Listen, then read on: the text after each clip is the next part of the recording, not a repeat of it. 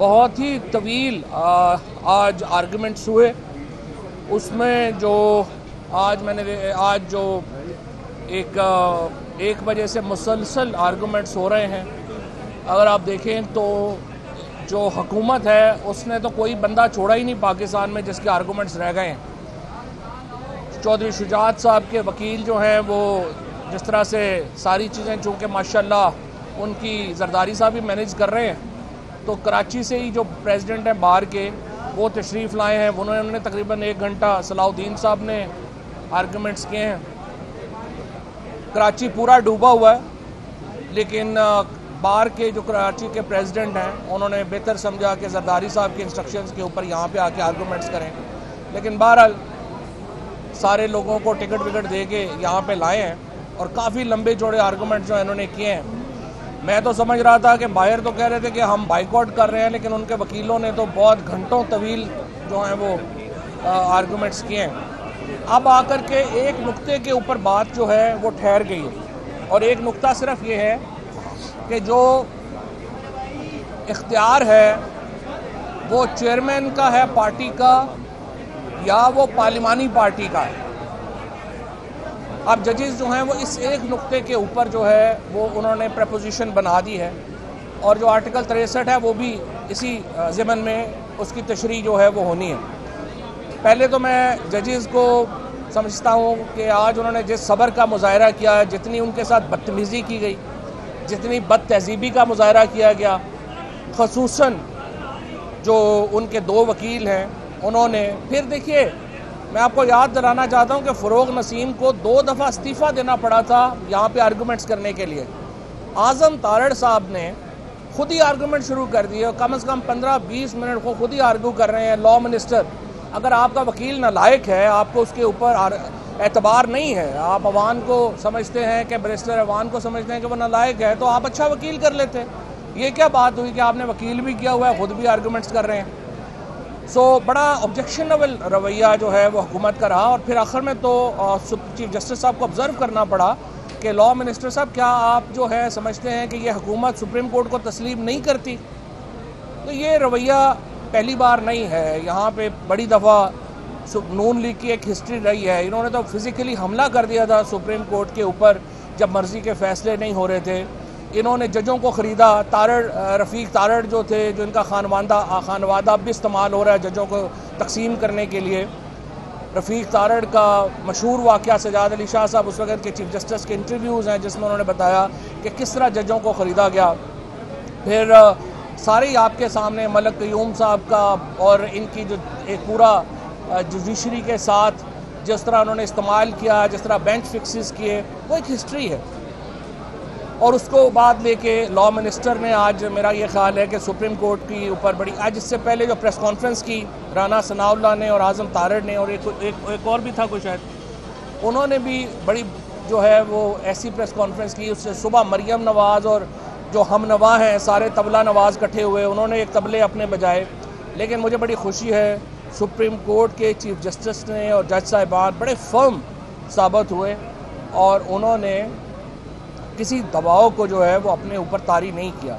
यही हम एक्सपेक्ट करते हैं जजेस से। उन्हें किसी भी पार्टी के दबाव में नहीं आना चाहिए, चाहे कोई भी सियासी जमात हो, उसके जत्थों के दबाव में आके तो फैसले नहीं हो सकते।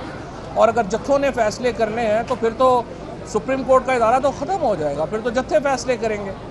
तो बहुत मुस्बत तरीके से ये आज प्रोसीडिंग्स आगे बढ़ी हैं। अब आकर के ये मैं समझता हूँ कि पाकिस्तान की जमहूरियत के लिए, ये मेरा ज़ाती राय है कि पार्लिमानी पार्टी को ये इख्तियार देना पाकिस्तान की जमहूरियत के लिए बहुत बड़ा लीप फॉरवर्ड होगा। एक जो पार्टी का जो सरबराह है उसकी आमरीत ख़त्म होगी, पार्टी का जो पार्लिमानी पार्टी है वो मजबूत होगी, उसके नतीजे में जो इख्तियारात हैं पार्लिमानी पार्टी के उसको मिलेंगे। हमारा ज़ाहिर मौक़िफ़ यही है कि ये जो इख्तियार है डी-सीट करने का, ये पार्लिमानी पार्टी का है और उसके ऊपर बड़े तवील गुफ्तगू हुई है। 15 मिनट का जो है वो वक्फ़ा हुआ है। मुझे पूरी उम्मीद है कि आज जो है ये जजमेंट जो है वो होगी।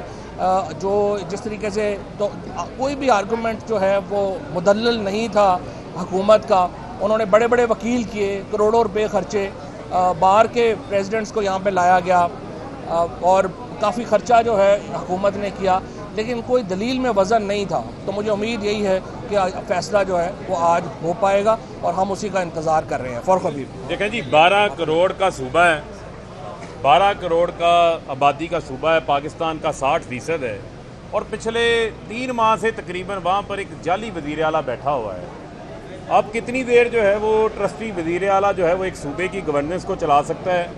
सुप्रीम कोर्ट के हुक्म के मुताबिक 22 जुलाई को वोटिंग हो चुकी, 186 की अक्सरियत ने वोट परवेज़ लाई को डाल दिया, 179 हमजा शहबाज के हैं। अब अगर इनके हाथ से पंजाब का इक़्तिदार निकल गया है तो उसका फ़ैसला पाकिस्तान की पंजाब की आवाम ने इंतखाबात से किया है। पहले इन्होंने लोटों के ज़रिए हुकूमत बनाई थी, वो लोटे सारे कबाड़खाना चले गए और अवामी नुमाइंदों ने आकर अपने वोटों के ज़रिए परवेज़ लाई को वज़ीर आला मुंतखब कर दिया। सादा सा सिंपल सा मैं समझता हूँ कि मामला है, जिस मामले के ऊपर आज सब वकीलों ने कोशिश की कि वो अपनी फ़ीस का रेट जो है वो बढ़ा सकें। अदरवाइज़ आर्टिकल 63(1)(b) जो है, आर्टिकल 63(a)(1)(b) बड़ा वाज़ेह है। सुप्रीम कोर्ट का शॉर्ट ऑर्डर 17 मई का वो बड़ा वाज़ेह है, और यही सवाल बार बार पूछा जाता रहा है कि डिप्टी स्पीकर बता दें जिस सुप्रीम कोर्ट के फैसले के ऊपर उन्होंने रिलाई किया है, वो कम अज़ कम जितने आर्गूमेंट्स हमने सुने हैं, हमें तो ये नज़र नहीं आ रहा कि केस का कोई दफा कर पाएँ।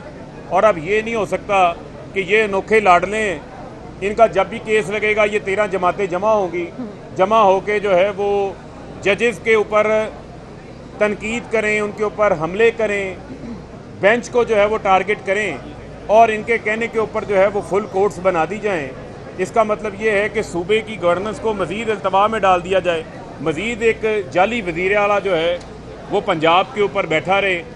ये जो जंबो जेट 63 रुकनी इसने काबीना बना दी है, उनके काबीना की गाड़ियों का पेट्रोल का खर्चा, उनकी पेज एंड पर्क्स का खर्चा हमजा शहबाज अपनी जेब से दें ना, पब्लिक के अवाम के टैक्स के पैसे तो ना दें, क्योंकि उसकी कोई लिजिटिमेसी जो है वो अपनी जगह के ऊपर किसी सूरत भी जो है वो मौजूद नहीं है।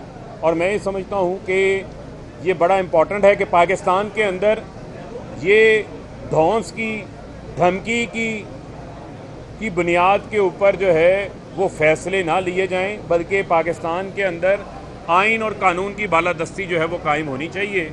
और जो फसाद फैलाना चाहता है, जो इंतशार फैलाना चाहता है, इनका भी रास्ता जो है वो हमेशा हमेशा के लिए रुकना चाहिए। जी मलिका साहब।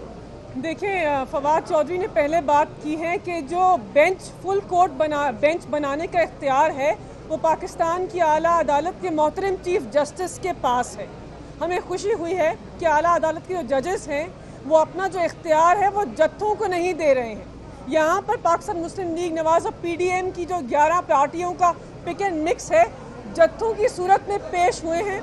आला अदालत के जजेस के ऊपर हमला किया है, कहा है कि जो पाकिस्तान के सुप्रीम कोर्ट रूल्स के ऑर्डर 11 में चीफ जस्टिस के पास इख्तियार है, वो इख्तियार ज़बरदस्ती हमले के ज़रिए जत्थों की सूरत में वो इख्तियार हमें दे दिया जाए। हम उम्मीद करते हैं कि आला अदालत के मोहतरम चीफ जस्टिस और आला अदालत के मोहतरम जजेस जो हैं वो इख्तियार अपने पास रखेंगे और ये इख्तियार जत्थों को नहीं देंगे। पहली बात तो ये। दूसरी बात यह है कि यहाँ पर PDM के जो वकील हैं उन्होंने एक बहुत ही बेहतरीन यू टर्न लिया। आप जानते हैं कि अप्रैल के अंदर अक्सरियत की जमात के वज़ीर आज़म को, पाकिस्तान के मकबूल तरीन लीडर को उसके मनसब से हटाया गया और कहा गया कि article 69 of the supreme court of Pakistan constitution, article 69 of Pakistan constitution जो है उसके अंदर मुदाखलत हो सकती है। पार्लियामान जो है कंप्लीटली सुप्रीम नहीं है।